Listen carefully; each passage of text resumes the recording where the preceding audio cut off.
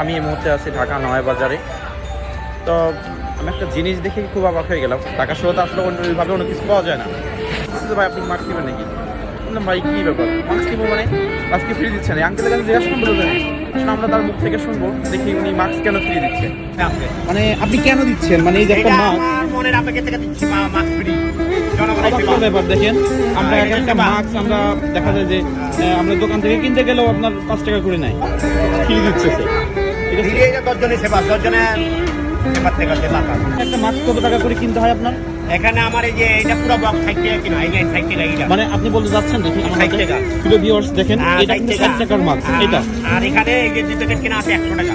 100 টাকা দিচ্ছি, এটাতে আপনার লাভটা কি? এই লাভটা তো আপনি এখন নগদ দেখাতে পারবেন। আপনি 20 টাকা খরচা করলে আপনি নগদ দেখাতে পারবেন লাভটা কি। ও আচ্ছা, এটা মরার পরে এসে হিসাব কিতাব আমি নিচে থাকি আই মোহাম্মদ কবুল শেখ। আচ্ছা আচ্ছা, মানে আপনি পিতা আখিরাতের হিসাব নিকাশ করে এইটা আপনার এত বেশি সামর্থ্য নাই, কিন্তু আপনি অন্তত একটা মাস্ক ফ্রি দিতে পারতেছেন। 12 মাস আর এগুলাই মানে আমি ফার্স্টে দেখে তো মোসা আমি অবাক হয়ে গেছি। ঠিক আছে, এছাড়াও এই মাস্কটার বাজার মূল্য, আপনার বাজার মূল্য হচ্ছে 5 টাকা। আপনি ঢাকার মধ্যে একটা জায়গা যেখানে আপনি এগুলো হয়, আপনি মূত্র বিসর্জন মানে বাংলা লেভেলে মূত্র বিসর্জন দিতে হয়, তখন আপনাকে 5 টাকা করতে হবে। সেই ক্ষেত্রে একটা মাস্ক আপনার একটা বান্ডিল থেকে বের করে উনি আপনাকে ফিরে দিচ্ছে। মানে পকেট মার থেকে শুরু করে যে কোনো জিনিস আপনার মানে খুব ভয়তে থাকতে হবে। সেক্ষেত্রে আমি অবাক হয়ে গেলাম। উনি নাকি আঙ্কেলের নাম হচ্ছে কি যেন বললেন, মোহাম্মদ কবুল শেখ।